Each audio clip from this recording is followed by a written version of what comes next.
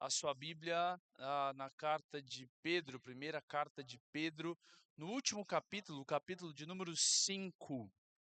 E aí eu vou ler do versículo 5 até o versículo 11. Primeira de Pedro, capítulo 5, do versículo 5 ao versículo 11. Bem interessante aquilo que Pedro vai falar aqui falou para a igreja e certamente tem a ver com a minha vida e com a sua vida. O que será que Deus quer falar ao seu coração, adolescente aqui do Mato Grosso do Sul? O que será que Deus quer falar ao seu coração? Vamos lá. Acharam já, né? 1 Pedro, capítulo 5, diz assim a palavra de Deus: Peço igualmente aos jovens, estejam sujeitos aos que são mais velhos, que todos se revistam de humildade no trato de uns para com os outros, porque Deus resiste aos soberbos, mas dá graça aos humildes. Portanto, humilhem-se debaixo da poderosa mão de Deus, para que ele, em tempo oportuno, os exalte. Lance sobre ele todas as suas ansiedades, porque ele cuida de vocês. Sejam sóbrios e vigilantes. O inimigo de vocês, o diabo, anda em derredor como um leão que ruge procurando alguém para devorar. Resistam-lhe, firmes na fé, certos de que os irmãos de vocês, espalhados pelo mundo, estão passando por sofrimentos iguais aos de vocês. E o Deus de toda graça, que em Cristo os chamou à sua eterna glória, depois de vocês terem sofrido por um pouco, ele mesmo irá aperfeiçoar, firmar, fortificar e fundamentar vocês. A ele seja o domínio para sempre. Amém. É o que diz o texto lá. Amém. Pode dizer amém? Muito bem. Tem gente já com sono, então acorda aí, segura na cadeira, que nós vamos expor o texto daquilo que Deus quer falar ao nosso coração.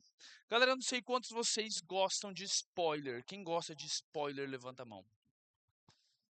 Alguns gostam de spoiler. Eu gosto muito de spoiler. Eu não ligo mesmo. E eu gosto dos dois. Eu gosto de receber spoiler, mas eu também amo dar spoiler. Eu acho muito legal contar o final de filme para alguém que estava ansioso por assistir e eu conto no intuito assim, cara, é bom spoiler. Tem gente que não gosta de maneira nenhuma. Tem gente que gosta de ser surpreendido, quer pelo final do filme, pelo final do jogo, o que quer que seja. Mas pensa só, em falando da seleção brasileira, não seria muito bom se nós soubéssemos que o Brasil seria hexa? Tipo assim, ele vai ganhar. Ele vai ganhar. E aí alguém conta esse spoiler pra nós. Olha, Brasil vai ser campeão com gol do Hendrick, com gol do Vini Júnior. Neymar, Neymar vai jogar. E Brasil vai ser hexa contra qual time que chega? França, Espanha, Alemanha, Argentina. Nossa, seria jogaço, hein? Jogaço contra os argentinos. Eu vi. Sabia que tem spoiler disso na internet? Tem spoiler de quem vai ganhar a Copa do Mundo? Tem umas conspirações que diz que a abertura tem lá no final, parecem dois times, um azul e um vermelho. Aí começaram a fazer um monte de ligação dizendo que Portugal seria campeão da Copa do Mundo. Porque Cristiano Ronaldo foi até os Estados Unidos, recebeu lá o Donald Trump, enfim. Estão falando, e o uniforme de Portugal é vermelho, estão falando que ele vai ser campeão. Será? Será? Eu não sei. Mas não seria bom se nós soubéssemos que a gente vai entrar num jogo que vai ser difícil, mas que a gente vai ganhar? A gente não fica mais leve? Sim ou não? O spoiler é isso. O spoiler é, cara, o final vai dar bom. O final vai acontecer isso. A gente fica mais leve. Então nós temos aqui, e Pedro nos dá um spoiler da vida, um spoiler do fim. Porque ele está escrevendo essa carta para crentes como vocês, que estão passando por dificuldade, como vocês. Vocês também passam por dificuldade. Eu sou pastor de novas gerações lá na IP Alpha, sou professor no Mackenzie, o meu ciclo social são os adolescentes. Amo, respiro, estou lá com eles na escola agora, e eu vejo o quanto o adolescente hoje sofre pressões. E eu digo assim, pressão. Se é de facilidade de vida, eu diria que a geração de hoje é muito mais beneficiada do que a geração passada. Mas quando digo em relação à pressão, às dificuldades, eu sei o quanto vocês sofrem. Não é fácil resistir a tentações, a convites. Cara, tá todo mundo fazendo algo, todo mundo experimentando algo, e você lá. E aí há um desejo que é do nosso coração, Deus nos fez assim, seres sociais, e há um desejo de buscarmos um lugar para nos sentir acolhido, para nos identificarmos, para sermos recebidos, para pertencermos. Adolescente necessita, a sua identidade está nesse processo de formação e ele necessita da aprovação do outro. Só que aí fica aquele dilema dos conflitos de fé que você ouve talvez desde pequeno na igreja, de como deve ser o comportamento de um cristão neste mundo. Mas aí você está lá na sua sala de aula, seus pais não estão lá, seu pastor não está lá, sua liderança não está lá, e aí você lida com isso, a pressão. Vai lá, faz isso, fica com a menina. Se você não ficar, você já recebe, já é outra pressão. Pressão para ficar, pressão para não ficar, pressão de um lado, pressão de outro. Eu sei que não é fácil. E isso gera ansiedade. Essa é uma geração marcada pela ansiedade. A comparação. E hoje você tem uma rede, você tem aqui na sua palma da sua mão um lugar onde você abre e fica comparando. E aí hoje o adolescente sofre de FOMO, né? Que é o, o, o querer estar em outro lugar, fazer outra coisa que você não está, que talvez o seu amigo está. Aí você abre a rede social, é isso.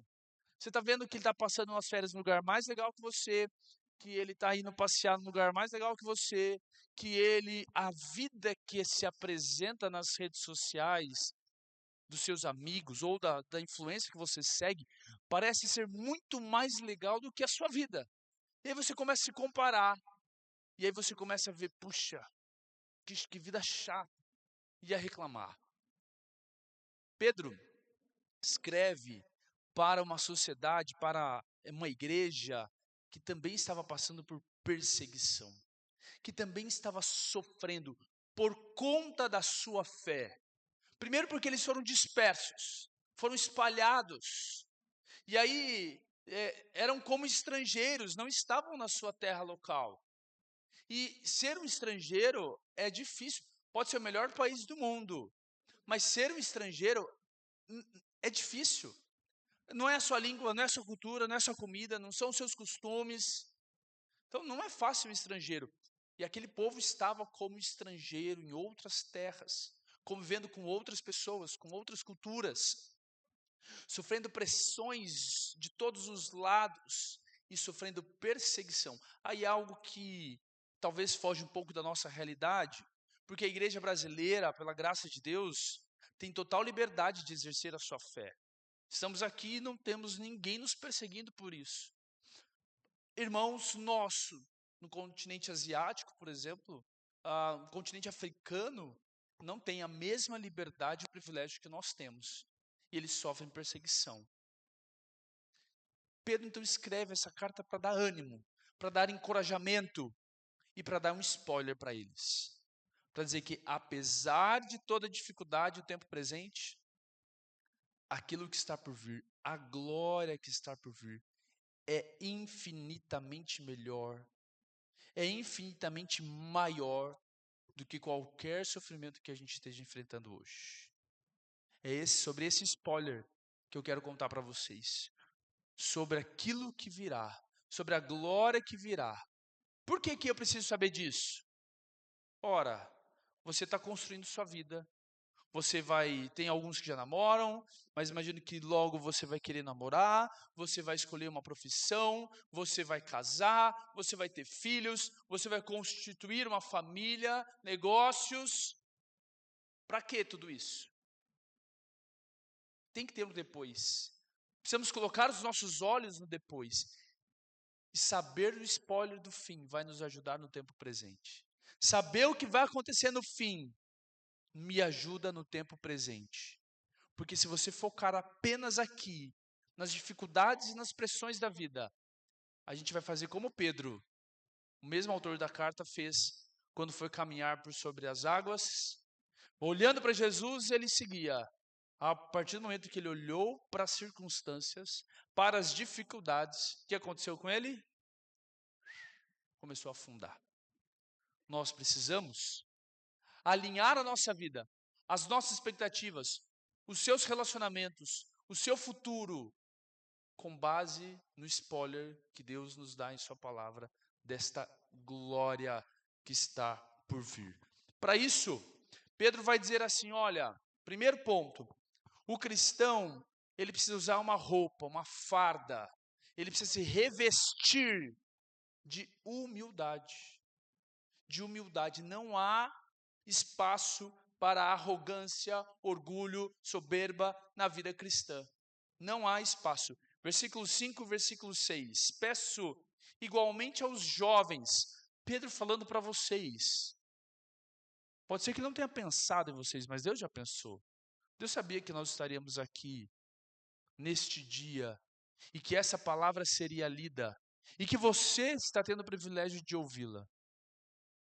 Portanto, peço igualmente aos jovens, estejam sujeitos aos que são mais velhos. Aqui em outras traduções, anciãos ou presbíteros. Presbíteros são aqueles mais experientes que Deus chama para conduzir a igreja. Pedro está dizendo assim, você quer viver bem? Você quer aproveitar a sua vida bem, diante das dificuldades? Seja humilde. Sujeite-se àqueles que são mais velhos. Eu sei que a adolescência é aquela fase marcada pela arrogância. Você acha que você sabe de tudo, só porque você agora tem IA, e você usa IA, você acha que sabe de tudo mais do que seus pais, que você é muito mais inteligente, muito mais capaz. Ora, algum conhecimento técnico, pode ser que você tenha mais do que seus pais, mas experiência de vida, vivência, sabedoria em tomar decisões, impossível. Impossível, porque isso requer tempo. E tempo tem esses que estão vivendo e que têm mais experiência para poder nos ensinar. Portanto, Pedro diz assim, sujeitem-se a estes. Sujeitem-se a essas pessoas. Olhem para elas como uma referência positiva para a vida de vocês. Olha os presbíteros que estão aqui servindo. Vieram para servir neste dia, nesse lugar. Você não sabe o nome, você talvez não saiba nem quem seja, mas esteve aqui servindo. Olhe para essas pessoas, olhe para o exemplo dessas pessoas, sujeite a sua vida a zero. Para de achar que você é a última bolachinha do pacote. Sujeite-se aos mais velhos, aos presbíteros. Pedro vai dizer que todos se revistam. Aí aqui está a ideia de cingir, a ideia era de colocar ali uma cinta para segurar a roupa. Essa ideia de se vestir. Do que nós devemos nos vestir? De humildade no trato uns com os outros. Precisamos ser humildes. Humilde é o esvaziar de si mesmo. Humilde é reconhecer quem você é. E se tem algo difícil do adolescente reconhecer, é quem ele é. Como eu disse, se acha. Se acha. A humildade está em reconhecer quem nós somos e diante de quem Deus é. E é esse esvaziar de nós mesmos, de toda arrogância, de toda prepotência, de todo achismo. Fala assim, eu preciso aprender. Eu preciso olhar para os mais velhos. Eu preciso buscar os líderes. Eu preciso olhar para aqueles que já viveram mais do que eu, para aprender com eles. Por que que nós precisamos ser humildes? Porque Deus resiste ao soberbo. Você quer lutar contra Deus? Você acha que pode lutar contra Deus? Você pode ir com o seu ego, com o seu orgulho. Cara, você não vai passar. Deus vai te dobrar. Deus vai te quebrar. Deus vai te moer se necessário, para que você reconheça quem você é e quem Ele é. Ouvi certa vez de uma esposa do Agripino, da Mônica, da nossa PMT. Ela disse assim, olha, existem dois tipos de humilhação. A humilhação preventiva e a humilhação punitiva. A humilhação preventiva é quando você reconhece o seu lugar, quando você se humilha, quando você considera o outro superior a você mesmo. E você tem uma atitude de humildade. E ali você se humilha diante do outro. Agora, a humilhação punitiva é quando você se acha demais. E em algum momento Deus te quebra e te expõe diante dos outros. Já aconteceu isso? De Deus te expor diante dos outros? De Deus quebrar o seu orgulho diante dos outros? Dói. Por vezes é necessário. Mas para isso, o que nós precisamos fazer? Reconhecer. Nos revestir dessa humildade. Qual que é o modelo que nós temos para isso? Quem sabe? O modelo de humildade? Jesus. Que mesmo sendo Deus, não olhou para isso como algo que ele devia se apegar a todo custo. Não vou, deixa eles sofrerem. Não, esvaziou de si mesmo, da sua glória, se encarnou, veio para servir. Se ajoelhou, pegou os pés daquele que iria traí-lo, lavou. Esse é o exemplo de humildade. Olhe para quem está ao seu lado. Ele deve ser considerado superior a você. Não no sentido de uma superioridade, não, mas você precisa tê-lo em uma estima, autoestima, mais do que a você mesmo. Pensar no outro acima de você mesmo. Nós vivemos já numa sociedade puramente egoísta. Tudo preparado para você e é você no seu tempo, na sua hora. Mas isso não cabe no reino de Deus. Precisamos ser humildes. É isso que Pedro vai dizer aqui para nós. A farda do cristão não é arrogância, mas é a humildade. Quando você tenta se exaltar sozinho, Deus vai te resistir. Deus resiste aos soberbos. Mas quando você se humilha e aceita o processo de Deus, Ele mesmo te levanta no tempo certo. Olha só, às vezes, diante de um sofrimento, a gente pode não entender. E às vezes você pode achar assim, mas eu não mereço sofrer. Por que isso aconteceu comigo? Por que isso não aconteceu com o outro?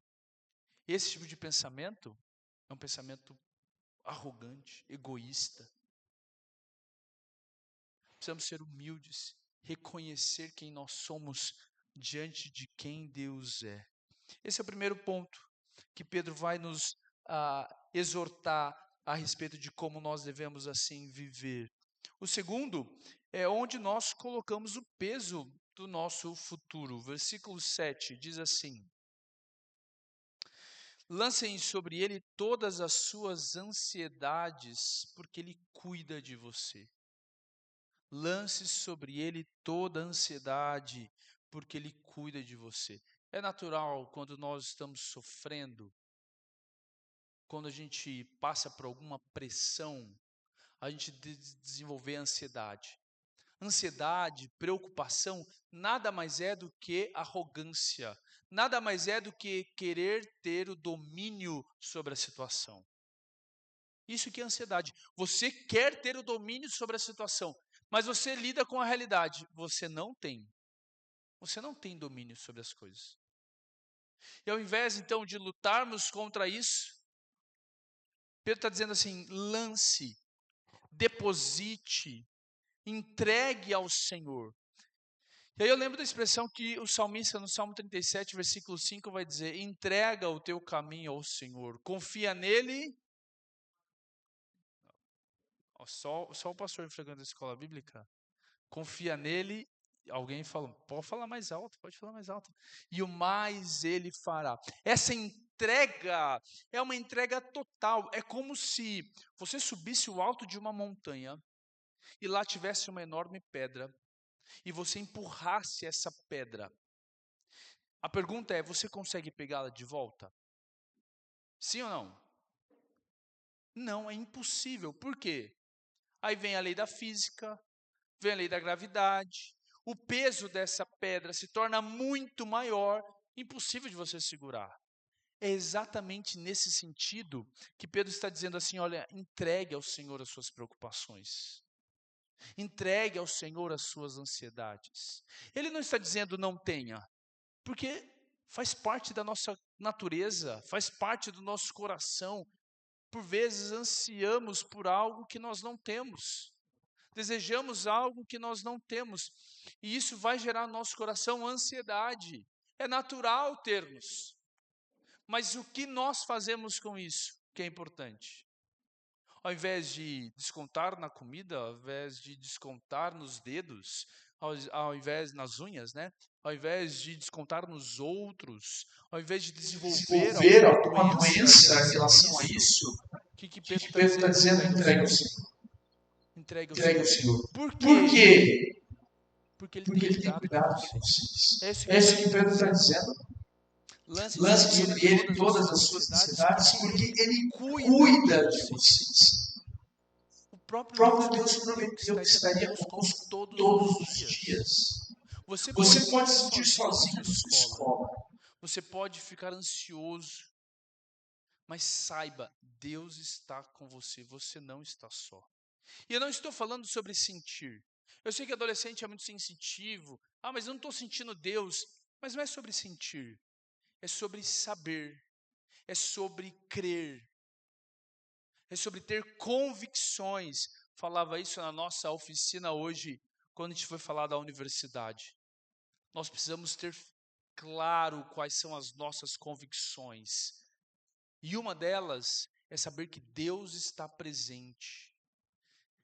Eu diria, e aí a ideia da onipresença, não é que Deus está em todos os lugares. Gosto de pensar que nós estamos diante de Deus. Para qualquer lugar que você for, você está diante de Deus. Na sua escola, com seus amigos, numa resenha, onde você for, Deus está lá. Você está diante de Deus. Você não está só. Por isso, quando se sentir ou lidar com pensamentos de ansiedade, tenha uma atitude. Qual é? Entregar a Deus. Lançar sobre Ele todas as nossas ansiedades. Muitas vezes na sua cabeça pode ser que tenha um monte de abas abertas. Pode ser que você esteja aqui pensando em um monte de coisas. Preocupados com a escola, preocupados com o trabalho que talvez precisa fazer, final de semestre, nota para fechar. Talvez preocupado com relacionamentos. Eu não sei o que tem atormentado a sua mente.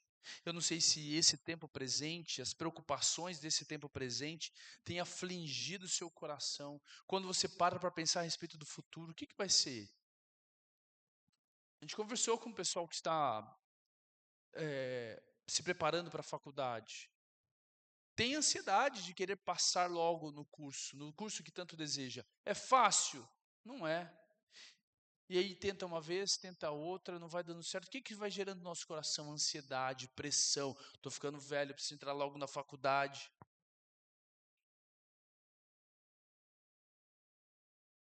Entregue isso. Lance sobre o Senhor as suas ansiedades, pois Ele tem cuidado de nós. Deus provou do seu cuidado ao longo de todas as Escrituras, dando ao povo aquilo que ele precisava. Diz o próprio Jesus, se Deus veste os lírios do campo, se Deus cuida dos animais, quanto mais de nós, os seus filhos. Precisamos crer e confiar nessa verdade diante do momento ou da circunstância que nós estejamos vivendo. Mas Pedro faz um outro alerta. Embora devemos lançar sobre o Senhor a nossa ansiedade, embora devemos confiar no seu cuidado, Pedro diz assim, versículo 8, o rugido que tenta te paralisar. Sejam sóbrios e vigilantes. Sobriedade aqui está ligado à questão de bebida, né? Alguém que não está embriagado, alguém que não cedeu ao álcool, mas é alguém que está plenamente consciente. É isso que Pedro está dizendo. Sejam sóbrios e vigilantes, não só consciente da circunstância, mas de olho bem aberto. Por que nós devemos ficar de olhos abertos? Por que nós devemos ficar sóbrios? E aí Pedro vai dizer, o inimigo de vocês... Quem que é o inimigo de vocês? Quem que é o nosso inimigo? O diabo. O diabo é o nosso inimigo. O diabo já tem um spoiler. Ele já sabe que está derrotado. Mas ele ainda tem atuação neste mundo. Claro, sobre a soberania de Deus. É como se o diabo estivesse numa coleira e é Deus quem segura essa coleira.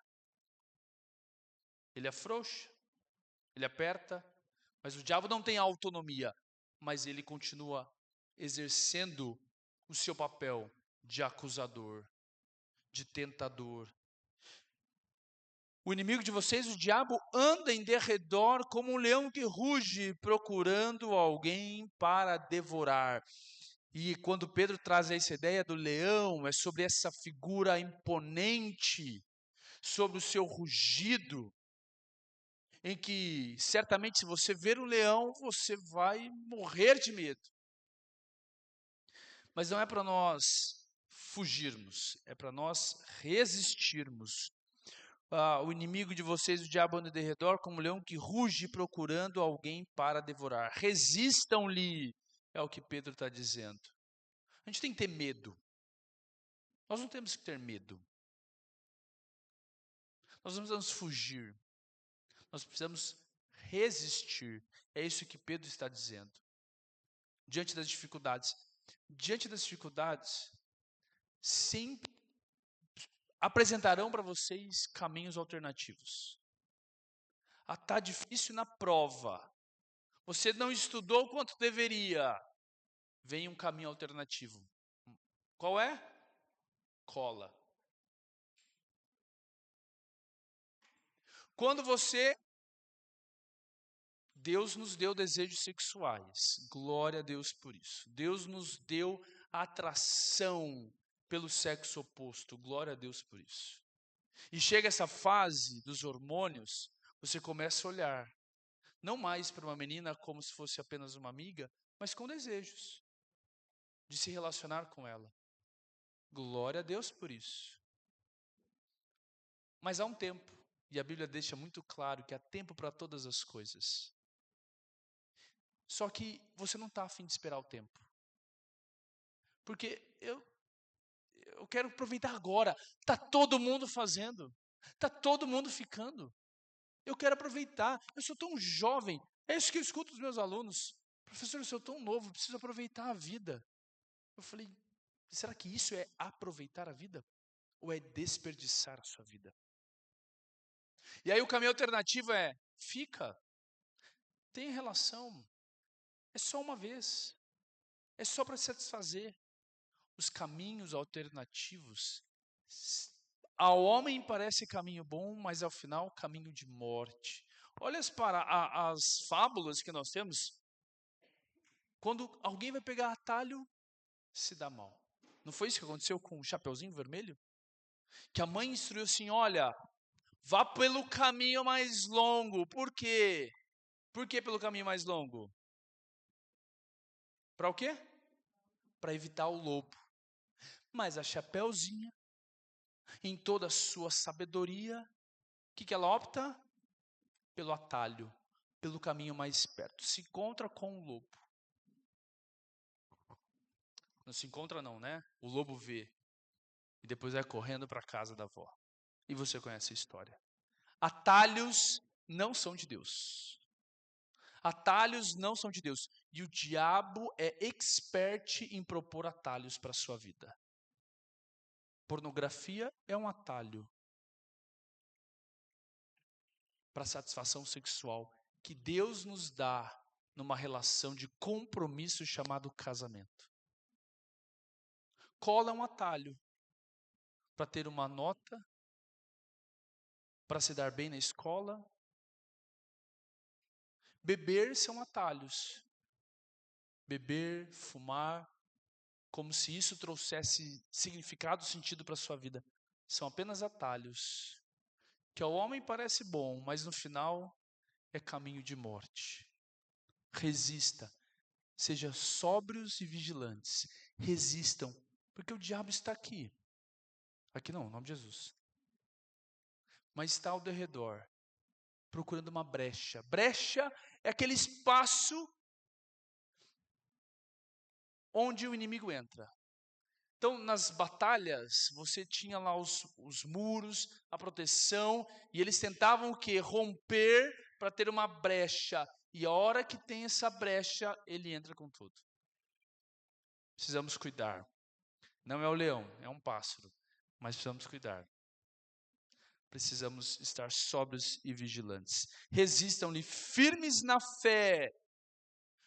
Firmes na fé, firmes na sua convicção em quem Deus é, em quem você é. Sabe por quê? Porque uma das coisas que o diabo mais faz é acusar. Ele é o acusador. E aí você cometeu algum pecado. O diabo vai usar disso para encher minhocas na sua cabeça. Para dizer assim, tá vendo? Você não é crente em nada. Não vai na igreja, não. Cara, você é hipócrita, está lá na igreja levantando a mão e está aqui fazendo as coisas erradas. E ele vai te acusando, e ele vai colocando minhocas na sua cabeça. E aí o que nós precisamos? Da palestra da doutora hoje de manhã sobre renovar a nossa mente. Não acreditar nas mentiras, não dar espaço para as mentiras, mas ter convicções de fé. Quem nós somos? Filhos de Deus. Essa é a nossa identidade. Cara, o quanto isso me ajudou diante das minhas lutas, o quanto saber quem eu sou diante dos meus pecados, na adolescência, na juventude propriamente dita, me ajudou a afirmar o meu caminho. Porque, como eu disse, e você sabe disso, a vida não é fácil. Pressões de todos os lados. Saber quem nós somos, a nossa identidade firmada em Cristo, somos filhos de Deus, vai te ajudar diante das dificuldades, diante das tentações e diante das acusações. Firmes na fé, certos de que os irmãos de vocês espalhados pelo mundo estão passando sofrimentos iguais ao de vocês. Nós não estamos sozinhos. Nós não estamos sozinhos. Não ache que só você sofre na sua vida. Há outros irmãos que também sofrem por se posicionarem como cristãos. Há ânimo nisso. Ao invés de achar assim, puxa, só eu estou sofrendo. Não estou dizendo que a gente tem que olhar para o sofrimento do outro e falar assim, tá tudo bem, ele está sofrendo mais do que eu. Não. Mas a ideia é também de nos encorajar um ao outro, ter esperança, pois não somos apenas nós que estamos passando por dificuldades. E aí, Pedro encerra com um spoiler, falando a respeito do fim. Porque se o foco for apenas o tempo presente, se a nossa esperança em Cristo, Paulo vai dizer, se limita apenas a este mundo, a esta terra, aquilo que os nossos olhos podem ver, nós somos e seremos as pessoas mais infelizes e desesperançosas. Pergunta para seus amigos, você tem esperança? O que te traz alegria? Ele vai falar de coisas, de situações. A nossa esperança é Cristo Jesus. E isso precisa ser muito claro na sua mente e no seu coração. E aí Pedro encerra dizendo sobre o processo da glória. Versículo 10 diz assim: E o Deus de toda graça, que em Cristo os chamou à sua eterna glória, depois de vocês terem sofrido por um pouco, Ele mesmo irá aperfeiçoar, firmar, fortificar e fundamentar vocês. A Ele seja o domínio para sempre. Amém. Pedro diz que o sofrimento dura um pouco. E é isso. Nós não temos uma teologia triunfalista. Nós não somos teologia do coach. Força, foco e fé que vai dar tudo certo. Já deu certo, não é isso que o pessoal fala? Quando queria orar por alguma situação, não, já deu certo, já deu certo. Nós não cremos nessa teologia. O próprio Jesus não ensinou isso. Olha, no mundo, vocês vão ter aflições. Vocês vão passar dificuldade. Mas tem de bom ânimo. Olha o spoiler. Porque eu venci. Eu venci. Nós precisamos dessas convicções para lidar com o nosso tempo presente. Nós sofreremos. Falava lá com o nosso grupo, a vida, eu diria assim, é de onde você está para baixo. Em que sentido? Das dificuldades. Das dificuldades. Hoje, as suas maiores dificuldades talvez sejam amizades, escola, relacionamentos com os pais. Aí beleza, aí você, não, isso vai passar, isso vai passar, isso vai passar. Aí daqui a pouco você começa a namorar, aí você convive com uma outra pessoa diferente, que pensa diferente. Aí você vai ter que escolher uma profissão, aí você tem essa profissão, aí chega na faculdade, tem um monte de trabalho, aí depois tem o próprio trabalho que você precisa ter. E são muitas responsabilidades que a gente vai tendo. Então, assim, uma vida tranquila, sem problema, nós não teremos. Sim, teremos dificuldade. Principalmente quando você começar a se posicionar como um cristão. Quando você começar a se posicionar como um cristão, você vai ver as dificuldades batendo na sua porta. Talvez sendo rejeitado, talvez sendo zoado, talvez sendo desconvidado para rolês, para convites de festas.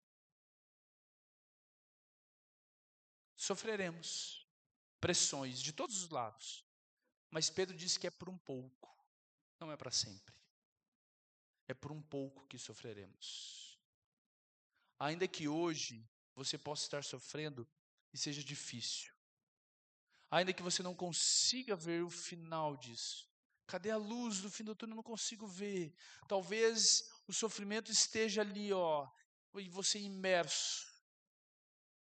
Por isso, precisamos estar firmados na fé, que o nosso sofrimento é por um pouco. É por um pouco, não será para sempre. Pode parecer uma eternidade agora, mas perto da eternidade de Deus, a adolescência e suas crises são como um piscar de olhos. O spoiler final, Deus está usando as pressões que vocês estão sujeitos para fazer 4 coisas em sua vida. Quando Ele voltar, Ele vai te aperfeiçoar. Ou seja, Ele vai consertar tudo que está quebrado em você. Você tem pecados de estimação. Você tem pecados que você não consegue confessar para os outros. Você tem coisas que você fez no seu passado que você guarda só para você. E você lida com isso diariamente. Nós precisamos confessar, sabendo que Deus em Cristo vai nos aperfeiçoar. Quando Ele vier em sua glória, seremos totalmente aperfeiçoados para viver para a glória dele todos os dias.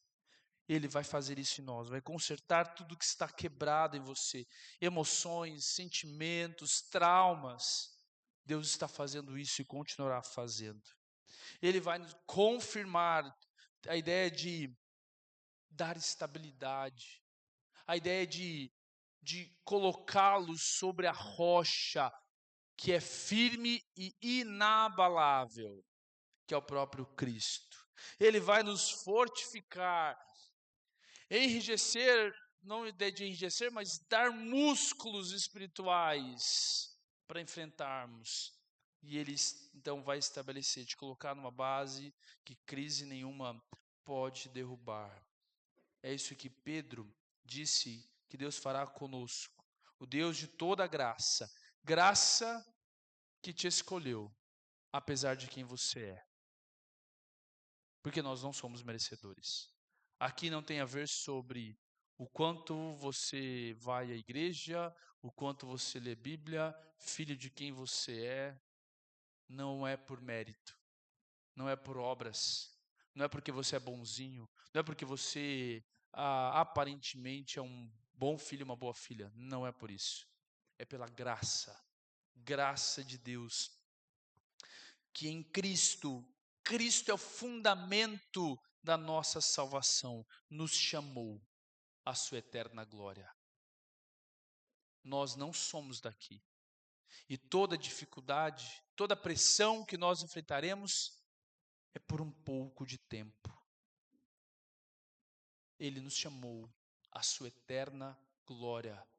A nossa morada é a eternidade com Deus. Dessa glória, onde o sol não existirá mais. Por quê? Porque a própria presença de Deus, a glória de Cristo, iluminará este lugar. Nós estaremos diante desse Deus, o Deus de todo o universo, o Deus criador, o Deus majestoso, onde as pressões já não mais existirão, onde o pecado já não mais existirá, onde o sofrimento já não mais fará parte, onde a morte terá sido derrotada de uma vez por todas. É neste lugar que Deus nos chamou para viver.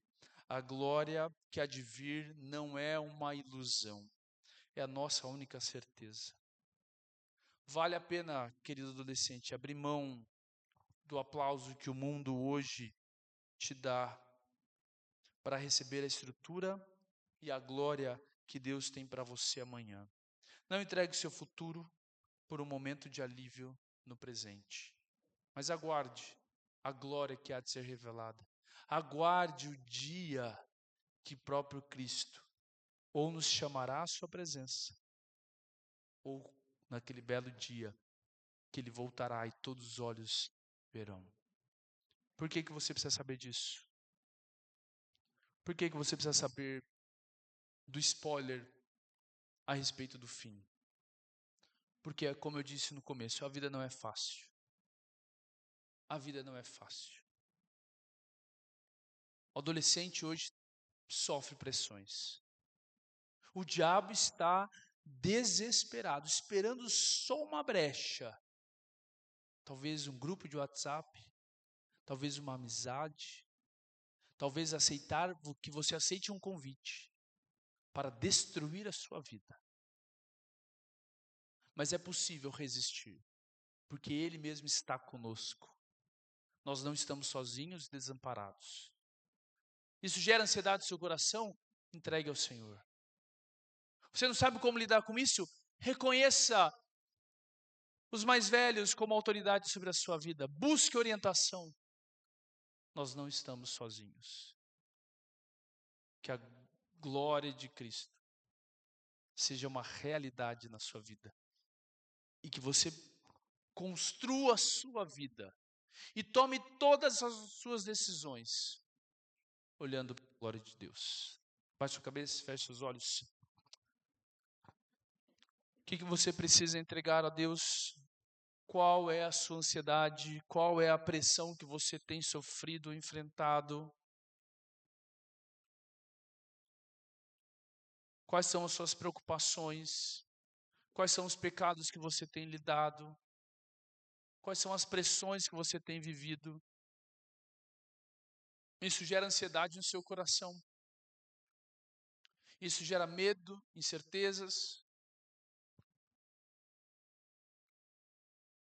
Quais são os sofrimentos que têm vindo sobre você? sua relação com seus pais, a pressão dos outros para ser alguma coisa, para fazer alguma coisa. Você acha que não vai dar conta?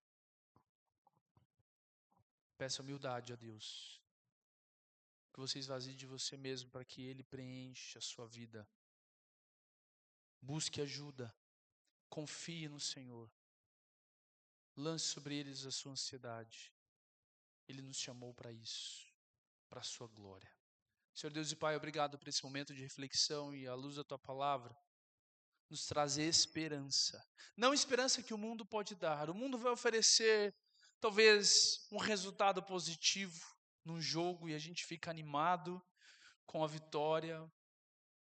Pode ser que a ideologia política que eu gosto possa ser o próximo do governo. Pode ser que eu passe numa prova, num vestibular. Pode ser que eu entre num novo relacionamento. Pode ser que eu faça novas amizades. Mas, Deus, nada disso deve ser a nossa esperança. Nada disso deve fazer encher os nossos olhos e tomar o nosso coração. Pois se assim fizermos, estamos fadados ao fracasso. Ajude essa geração de adolescentes a construir a sua vida olhando para a eternidade, olhando para a glória a qual o Senhor nos chamou a viver. O Senhor não nos chamou para viver apenas aqui neste mundo, mas para viver aqui neste mundo, olhando para a glória do Senhor. Ajude, fortifique, fortaleça a fé, as convicções desses adolescentes, para que possam crer, para que possam resistir, para que possam ser confortados, consolados, sabendo que no final da história, o Senhor venceu. Seja essa a nossa esperança, em nome de Cristo. Amém e amém. Muito obrigado.